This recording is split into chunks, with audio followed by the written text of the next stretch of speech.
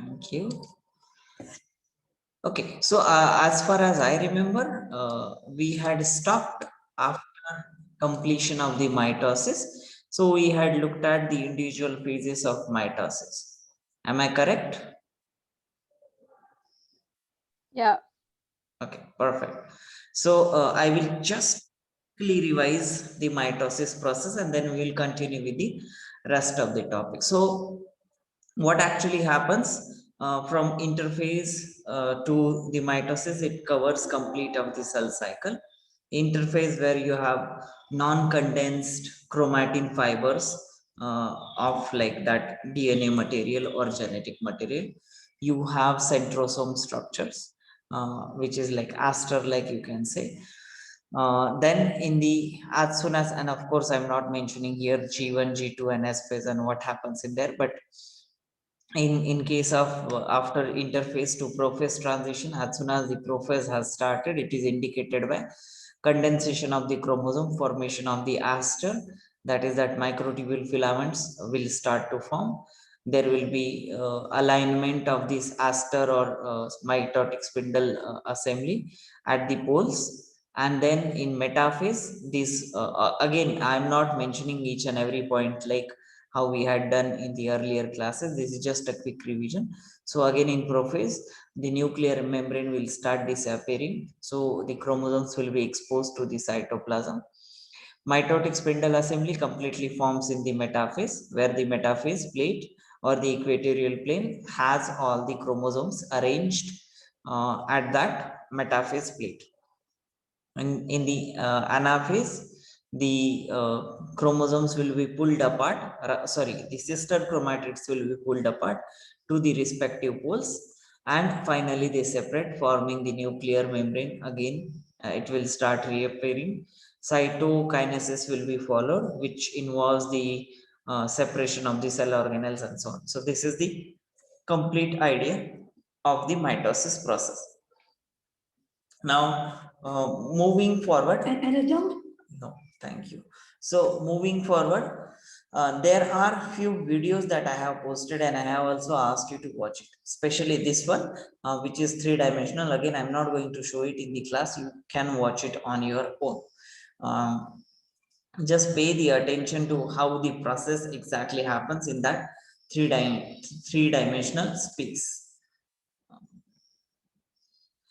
These are the diagrams that I have kept here for your reference so that you can go over them one by one and understand, and also for drawing purpose, if at all it is asked during the exam, you can draw something similar. So again, I'm skipping whole of this part. These were really well represented. This was the last stage of the mitosis, that is cytokinesis, where the animal cell divides by the cleavage furrow while the plant cell divides by the cell plate. Did we have a look at these differences in plant mitosis and animal mitosis? I guess no. I don't think we have. Okay, perfect. Thank you, Jan. So then mitosis overall is like process wise it is same in plant cell as well as in the animal cell. It's just that there are few structural differences with respect to how the structures within the cell they take help of these particular for these particular processes. So going over the differences, these cells, again, this is referring to the plant cell mitosis. This column is referring to the animal cell mitosis. The plant cells, they do not change the shape before the cell division. Now, again, this goes to the same fact we had discussed this, that the cell wall of the plant cell is little rigid and it does not cause the cleavage furrow. And that is why the cell plate has to form at the center. Similarly, at the start of the mitosis, even though the organelles they have been duplicated and so on, the plant cell does not change its shape before the cell division, and on contrary, the animal cell will become more rounded. Again, that's just the easier shape to attain for a cell which is already kind of roundish. So that is what happens in the animal cell. In case of plant cell, the mitosis occurs mainly in the meristematic tissue. And if you remember that I had mentioned about this meristematic tissue are the primary cells of the plant. So from the like let's say seeds, whatever sprout comes out, that is the meristematic tissue. And also when the plant has grown older, in that case the tips of the root as well as the tips of the branches, they will have this meristem tissue, because these are the growing tissues in short. And that's in those type of meristem cells or meristem tissues the mitosis happens in case of plant. Again, like meristem tissue is specifically found in the growing parts and not in all over the parts of the plant, because what you might have studied about the types of tissue in plants is as uh, parenchyma, chlorenchyma and sclerenchyma, right? These are the three type of tissues in general, but then they are ultimately derived from the meristem tissue. So for example, meristem tissue, like I said, it is growing in the sprout of the seed and also at the tips or growing tips. Whenever the tree is growing older, the meristem gets converted into parenchyma. Parenchyma's major function is to provide nutrition and also to provide allow the process of photosynthesis to happen. Then parenchyma, when it gets older, it becomes chlorenchyma or cholenchyma. Either ways, chlorenchyma is just the chloroplast based cholenchyma, and then cholenchyma gets developed again into sclerenchyma when it grows older. So whatever you see in the bark or in the stem, this is actually the sclerenchyma, which is one of the oldest type of cells in the plant, in that particular plant. So that is how the differentiation happens. And all these processes, these are the cell differentiation process, that means conversion of cell from one type to another. And in case of, like I mentioned, plant mitosis, that occurs in this meristematic tissue, but not in the later stages which I spoke of, that is parenchyma, chlorenchyma and so on. They usually sorry, they rarely undergo mitosis process. Surely chlorenchyma, cholenchyma or sclerenchyma, they don't undergo any plant mitosis. It's only the parenchyma and majorly the primary meristematic tissues.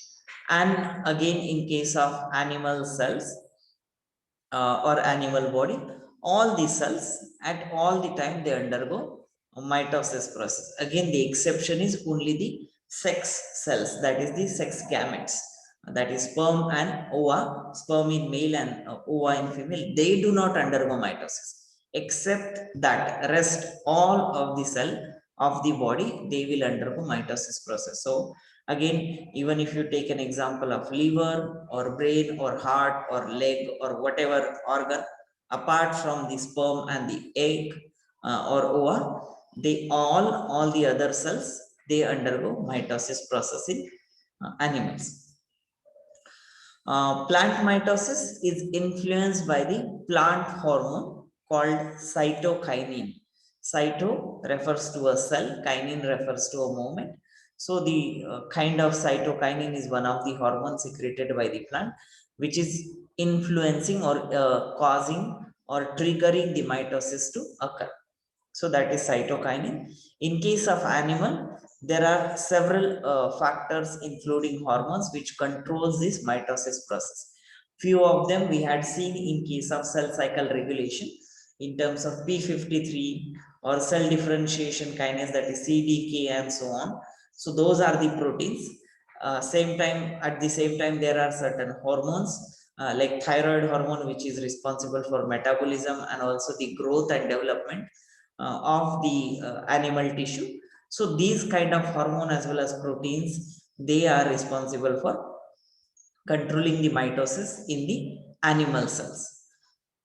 Centrosomes, in case of plant cells, they are not formed at all. In case of animal cells, they are formed. Now, this is again a very structural difference. Now, centrosomes, if you remember, I had told you three terminologies: centrosomes, centriole, and centromere. Centromere was the connection point between the sister chromatid. Centrioles were the individual bunch of fibers, and when two centrioles were placed together at the poles of the cell, they were called as centrosome. So these centrosome structures, they are not formed in plant cells while they are present in the animal cells. Again, because the centrosomes are not there, the mitotic apparatus will not form the aster-like structure. Aster, if you remember, centrosome giving rise to that microtubule for fibers in the star-like shape throughout the sphere of the cell from the poles, that was called as aster, or in short, aster refers to a star. So mitotic apparatus lacks aster. So in plant cell there is no aster, and that is why it is called as anastral. That is, N is no, no astral. So anastral. In case of animal cell, this mitotic apparatus contains aster, and that is why it is amphiastral. Now amphi refers to both, like we know a word called amphibian, one which grows not grows, one which resides in water as well as the land. So both of these combination is amphibian. So something similar, amphiastral refers to both sides of the poles of the cells, that is on right and left. That is how we had seen our top and bottom. On both the poles of the cell, their astral structure will be developed, and that is why it is called as amphiastral. So plant cell anastral, animal cell amphiastral.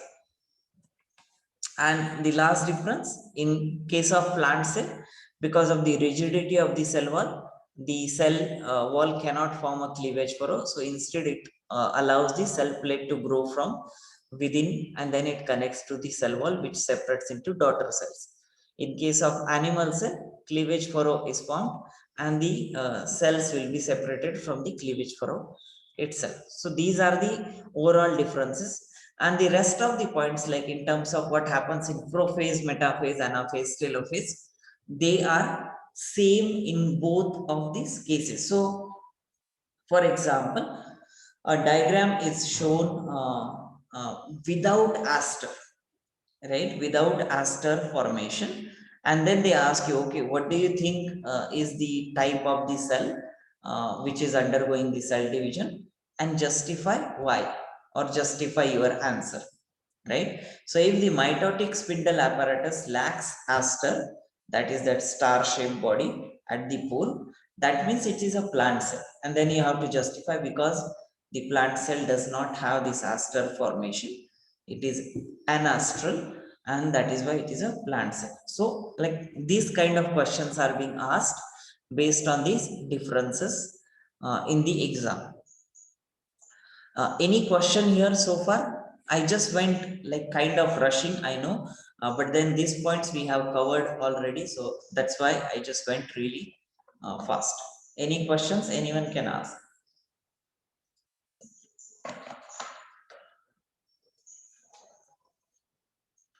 Okay, so if there are no questions, then we can move on to the significance of mitosis. Again, these points we had seen, this is a kind of revision. So mitosis is required for the growth as well as the development part. In growth, it literally refers to increase in body size or organ size due to the formation of the new cells in that particular respective tissue. So like, and you know this fact that liver or any other organ during the childhood was smaller, and during the adulthood it is relatively bigger, and the reason is because the growth has happened because of the mitosis of the cells which are present in that particular organ. Then repair of the damaged and wounded tissue. Again, if there is some damage, or if there is any wound to the cells or the tissues of the body, they need to get repaired. Replacement of the old and dead cells.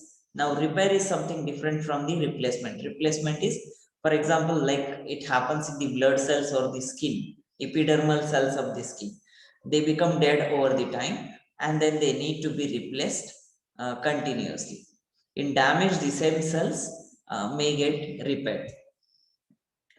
Then in asexual reproduction, which is usually happens in the unicellular organisms such as amoeba or yeast, the cell divides into two, and that is also a kind of mitosis where the cell develops certain structure and then it separates the nuclear material, that is genetic material, as well as the cytoplasmic material. That also falls under the mitosis process.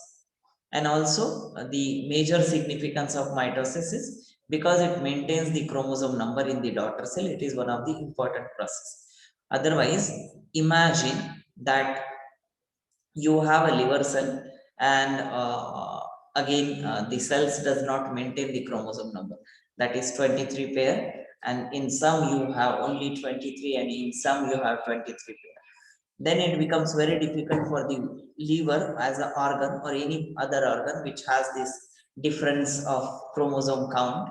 Then it becomes difficult for those organs to function normally, and that is why it is the mitosis forms the one of the stronger pillar of uniformity within the cell network of the cell structure.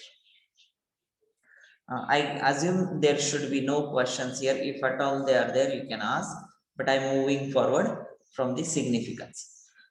Now, few of the basic facts that we have not covered in the process while we're studying the mitosis is that because this also falls under a separate category of and these like I have included it here because I have found these questions being asked during the exam. So plant cell has chloroplast, especially those green cells, they have chloroplast which contains chlorophyll pigment for the photosynthesis. So chloroplast is a structure within the plant cell, and chloroplast, it's a capsule like structure, and within that chloroplast you will have chlorophyll pigments which performs the function of photosynthesis. And in case of animal cell we have mitochondria. So both of these structures, either in plant cell or animal cell, they have their own DNA, and this DNA does not refer to the nuclear DNA that we have seen so far. So mitochondria in whatever cells it is present, mitochondria will have its own DNA apart from the nuclear genetic material, right? That is in addition. And same is the case with the chloroplast in plant cell. It also has its own DNA apart from the nuclear material or the genetic material from that particular plant cell. Also, like these particular organs, that is these particular organelles, that is mitochondria and chloroplast, they have their own set of ribosomes as well. Ribosomes are those organelles within the cell which perform the function of protein synthesis. Now, let's say, for example, mitochondria has to generate energy, then mitochondria needs to have certain protein, or chloroplast has to perform a function of photosynthesis, then it has to have certain proteins to perform that function. So in both of these cases, it needs its own set of protein. And so the ribosomes are also present to perform that protein synthesis within the structure. Now, why am I telling you this? Because this mitosis, in case of mitosis, these two structures, they have to be divided into the daughter cells. So let's say an animal cell which has mitochondria that is undergoing the process of mitosis will ultimately have to undergo that mitochondrial division as well. And that happens by simple fission. Simple fission is just, it will elongate, it will duplicate its own material, that is a genetic material, and the ribosomes or the proteins that are present within the mitochondria, and then it will simply divide by the physical separation into two daughter cells, and then one part of mitochondria will stay with one daughter cell and the other part will go to the other daughter cell. So that is the simple fission process, that is just splitting into two and are partition between the two daughter cells produced by the mitosis. So whether it's chloroplast or mitochondria, they undergo this process of simple fission, in which all the material within those structures or within these organelles, they are getting separated by this simple fission process. Now, the mitochondrial division is also guided by the genes in the nucleus through cytoplasmic ribosomes. Now, even though mitochondria has its own DNA, it does not dictate its own fate. The mitochondria's fate is decided by the nuclear genetic material. I hope you are understanding this statement. So even though mitochondria has its own DNA, that particular DNA does not do anything with respect to the mitochondrial division. That division is guided by or started by the nuclear DNA and not the mitochondrial DNA. So that is the overall information about these two particular organelles which undergo the process of simple fission within the process of mitosis. And you can simply imagine this is one of the cell organelles, so it should undergo this division or duplication in the phase of G1 itself.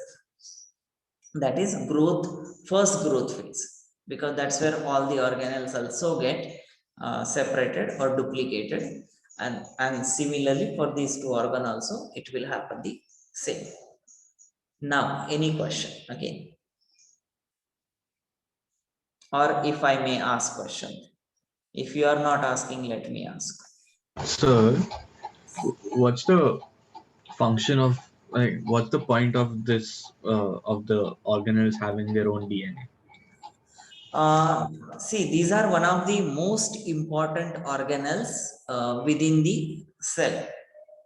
So they need to perform a function. Let's say mitochondria has to do the energy generation process, that is ATP synthesis.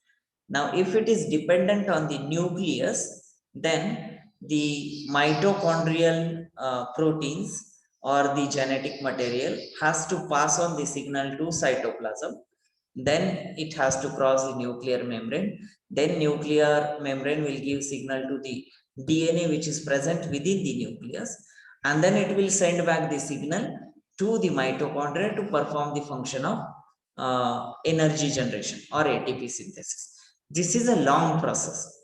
So instead, a cell has adapted to its own mechanism that mitochondria can have its short stretch of DNA, and it can perform this function of its own ATP synthesis or energy generation process. And same is the case with the chloroplast. If it has to undergo the photosynthesis, it is not dependent on the nucleus. It is completely independent for that matter. Clear? Yes, sir. Also, if the nucleus has 100, let's say 100 strands of DNA, how many would these have, approx? I can't really say that because it depends on cell type to cell type. But let's say if I have to give you that particular idea on an average and a little hypothetical situation, it would be a very short stage. Let's say if it is 100 kilobytes of DNA in the nucleus, then it would be hardly 10 kilobytes or even less than that, 5 kilobytes also of DNA in the mitochondrial chloroplast structure. Like imagine a cell which has to transform into any different type of cell in the whole body. Plus with mitochondria, it's very specific. It doesn't have any other function apart from ATP synthesis. So it does not really need a lot of long stretch of DNA. A short stretch with that much particular genetic information coded in that DNA is sufficient enough. But yeah, on that basis, like 5 to 10 kb will be present if it is 100 kilo base of the genetic material.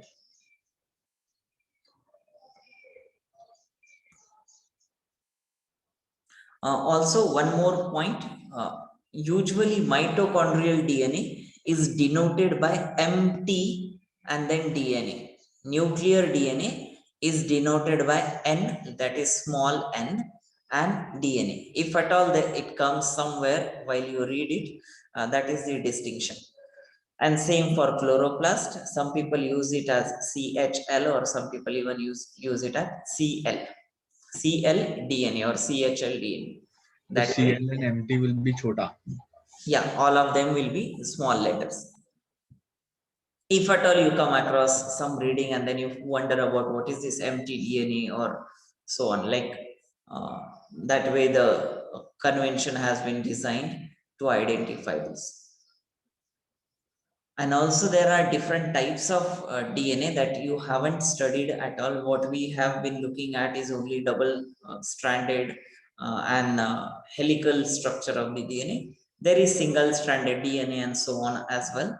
But it's not part like in the scope of our syllabus. So we don't have to go in there. But in 12th standard, you have quite a lot in detail. If at all you take biology, that's where you will get to study all those different types. Okay, so I will move forward with respect to the next process of the cell cycle, or another type of the cell division process, that is meiosis. Now, again, in mitosis, we have seen what is mitosis, how the division happens, and so on. We don't have that much detail. It's only brief idea of mitosis in the syllabus. So I will be covering only that much part. If at all you have any questions, of course you can ask. But then we are not going to talk a lot about meiosis. So if I have to give you brief idea of this meiosis process, obviously, like I had said, mitosis is the process which is used for somatic cells, or I can say regular normal cells of the body. And meiosis is used for the production of the gametes, which is gametes are sex cells, which are ultimately sperm in male and the eggs or ovum in the female. The ultimate aim of this meiosis process is to make daughter cells with exactly half number of chromosomes to that of starting cells. So that means if the cell which is undergoing the meiosis process has 23 pairs of chromosome, at the end of meiosis, you will have daughter cells with only 23 chromosomes and not the pairs. So that is the one of the major factor, or one of the major difference between mitosis and meiosis. Mitosis, if it is 23 pair, daughter cell will also have 23 pair. In meiosis, if the parent cell has 23 pairs, daughter cell will have only 23. So distinction between mitosis and meiosis. And again, this because of that reason, meiosis is called as reduction division, while mitosis is called as equational division, that is equal number of chromosome in mitosis, and in meiosis the chromosome number is reduced to half. That is why it is called as reduction division, reduction cell division type. That's what it means. So meiosis in human is a division process that creates a haploid cell. Again, we have studied what ploidy is, what is diploid, what is triploid and haploid, and we had seen all those things. So I'm not repeating here again. So meiosis in human is a division process that creates a haploid cell with a single set of chromosome, and from the diploid cell which has already two sets of chromosomes. Now, two sets is ultimately a pair. That's what it is referring to. And in the haploid cell, that means out of a pair, only one set comes to the daughter cell. So that is what is haploid cell. And these haploid cells in humans, which are formed after mitosis, are sperm and the eggs. Now, when the sperm and the egg fuses in the fertilization, which are both are haploid cells, the two haploid sets of chromosome form a complete diploid zygote.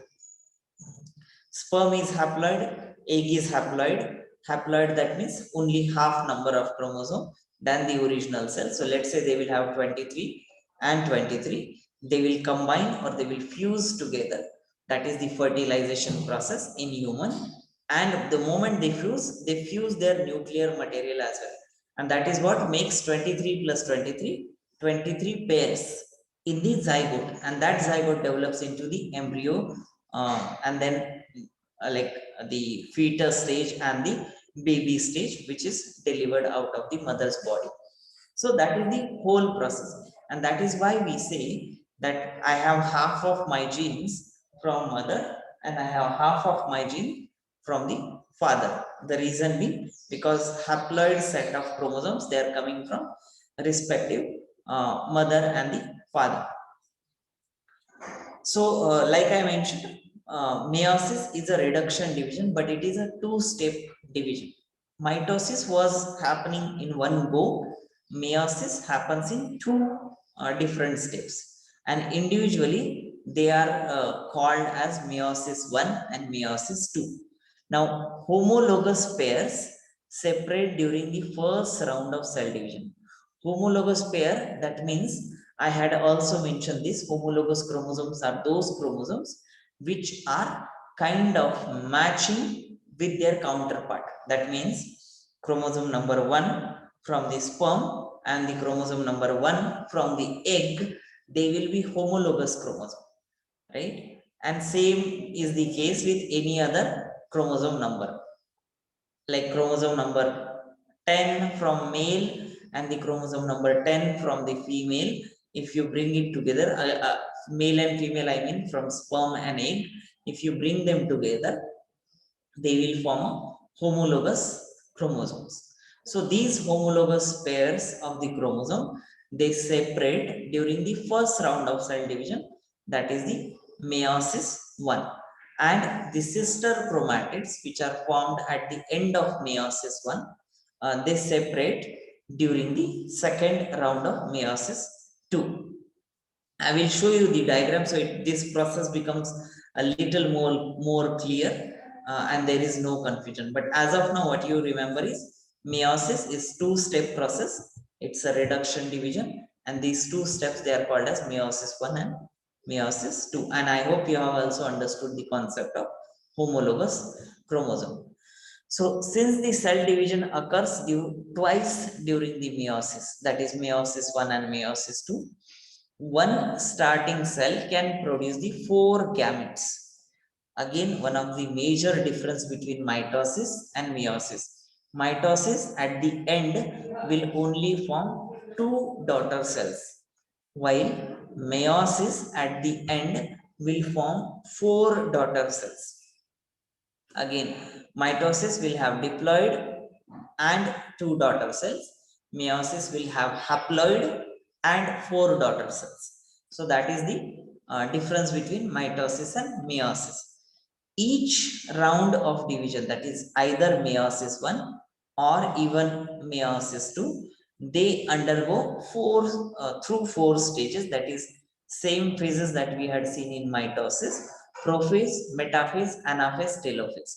Just they are respectively called. If it is happening in meiosis 1, it will be called as prophase 1, metaphase 1, anaphase 1, and telophase 1. And then after that, meiosis 2 starts. So after telophase 1, what we have is again prophase 2, metaphase 2, anaphase 2, and telophase 2. Yeah, and that marks the end of the meiosis process. I hope again this part is clear as well. Just the basic information of the meiosis. So this is how the meiosis cycles look like. So we had also seen a chart for the mitosis. So what exactly happen in meiosis is, you see interphase is there where non-condensed DNA is present, and as soon as the prophase 1 start, that is the meiosis 1 first stage, it will condense. Again, everything happens like the same how it happens in the mitosis. The only difference that is there is homologous chromosomes, they become a pair. So chromosome number 1 from the egg and chromosome number 1 from the sperm will come together physically. They will kind of overlap with each other. In earlier cases, we had sister chromatids as a single chromosome, and here in this case, it will be a pair of chromosome. So there will be 4 sister chromatid in one pair. I hope again you are understanding this difference. So that is prophase 1. The rest of the stages, they happen the same. So in this case, only these homologous chromosomes get separated. In mitosis, what we had seen was the sister chromatids get separated. But here, because the homologous chromosomes, they have formed a pair, they will undergo only the chromosomal separation. That is homologous chromosomal separation.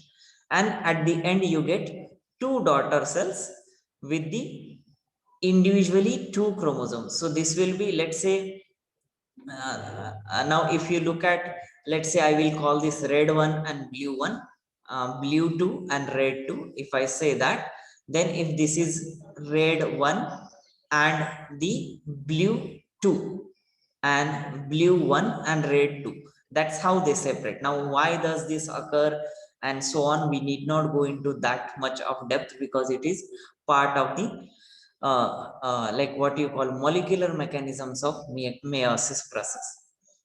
You can simply remember homologous chromosomes which are forming a pair at the start of the prophase 1, they get separated and forming 2 daughter cell at the end of meiosis 1 or the end of telophase 1, that is the end of meiosis 1. So after this, it continues with the prophase 2. In this, each daughter cell, this one as well as this one, both of them, they will simultaneously undergo same phases again, that is prophase 2, metaphase 2, anaphase 2 and telophase 2. This is exactly same like your mitosis, where the chromatids are getting separated. If you see here, sister chromatids, they will separate into this part. And again, if you remember anaphase diagram from the mitosis, this is something similar, and it will form 2 daughter cells further. So that is how it is giving rise to the 4 daughter cells in general. Any question here so far? I'm sure you might have certain confusion, but it would get clear if you ask the questions.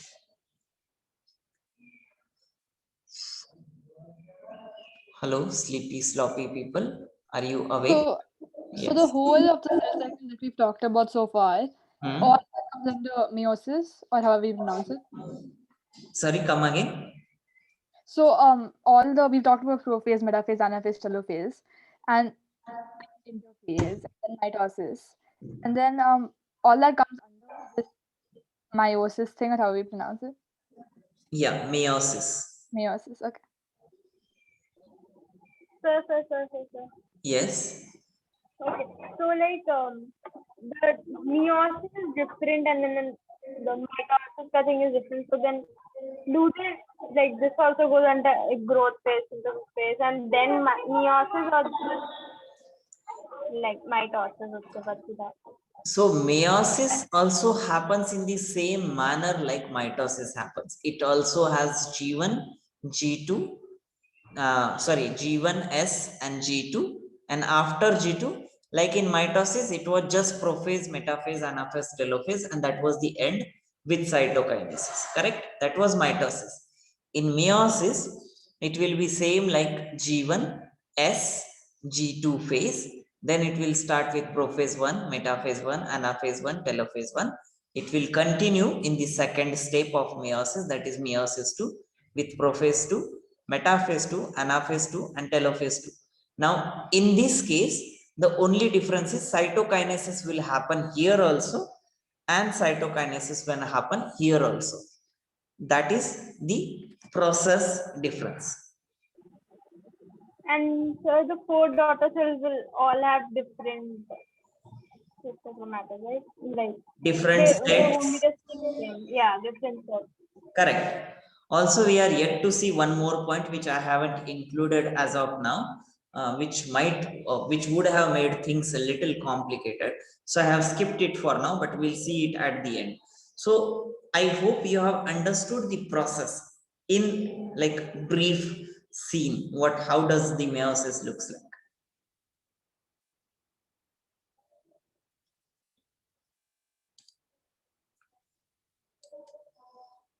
Aditya, do you have any question? Vikram, Advay. No, sir. I don't want to take everyone's name, but yeah, if anyone has any questions, please ask. Tanisha, you want to say Okay. something? Yeah, so you said that in meiosis, every time the chromosome number becomes half than the original cell.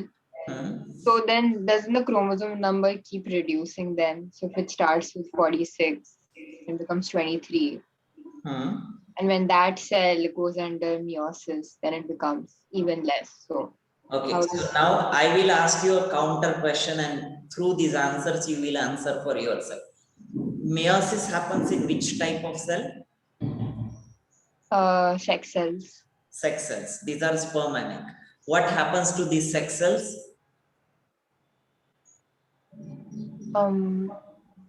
What happens in the sense? In the sense, where do they go later?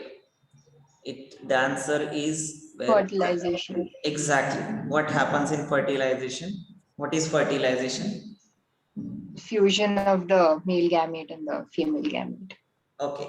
What will happen to those chromosomes in that fusion? They are merging together.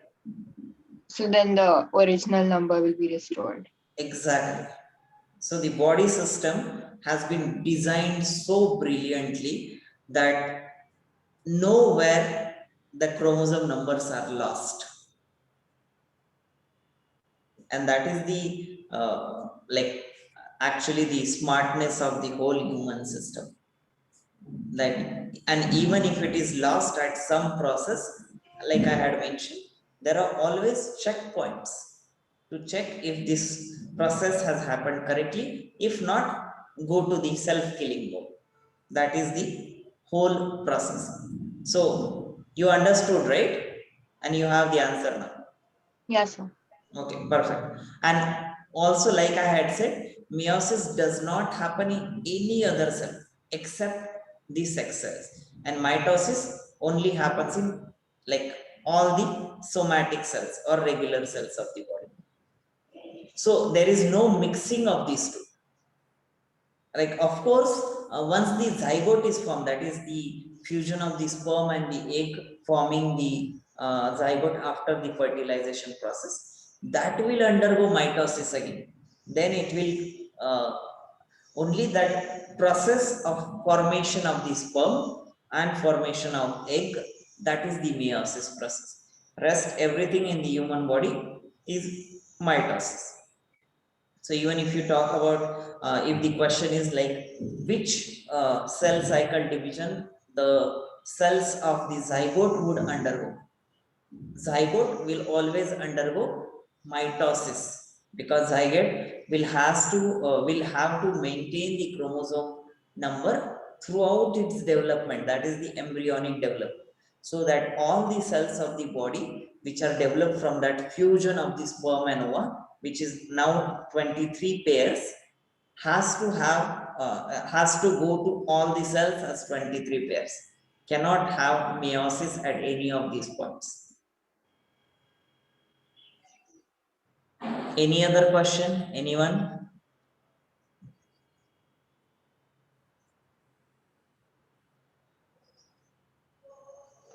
Okay, so now this is another diagram, which is the actual representation of the meiosis. And again, it's in brief, the steps have been missing as in the sense that meiosis 1 and meiosis 2, they are not differentiating further into 4 subphases. They're just mentioning it here. So what you have ideally is a set of chromosome in pair, and they have shown only 2 chromosomes, that is 4 sister chromatids.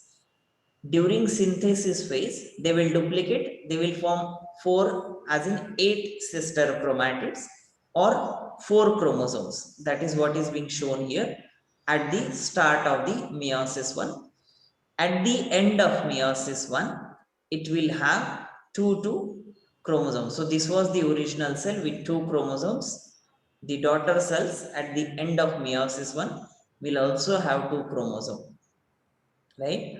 Now this daughter cell will undergo the further division. So now we have 4 sister chromatids.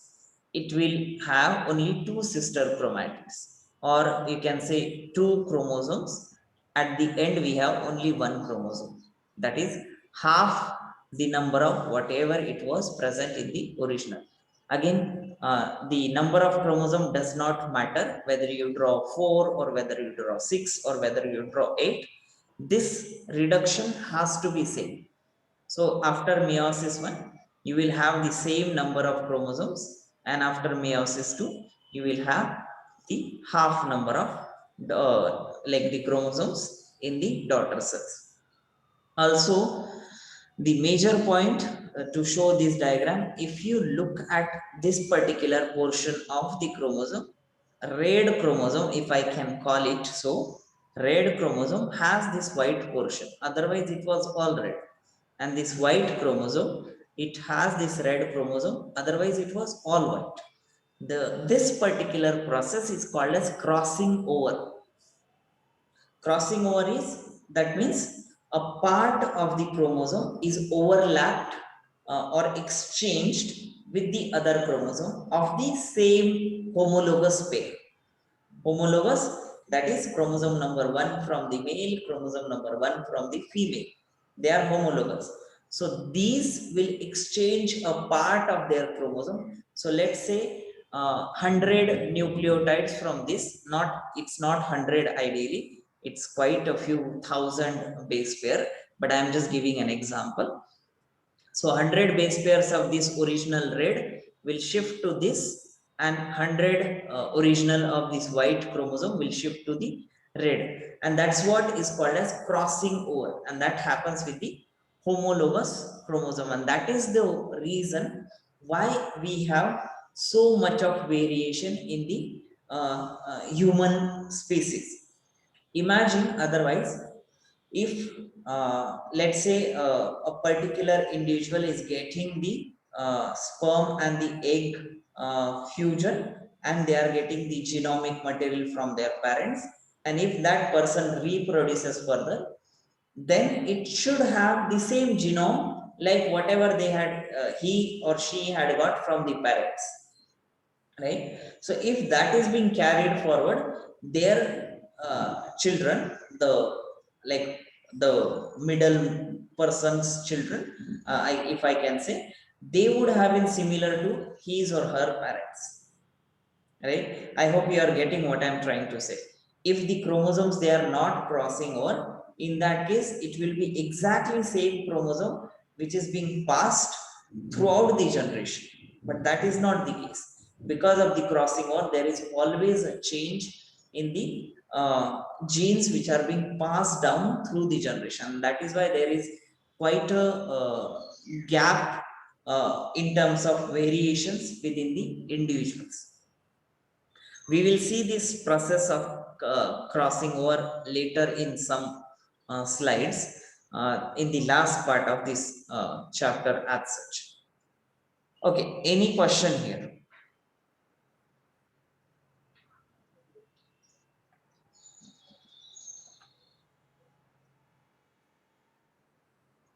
Does anyone have any question?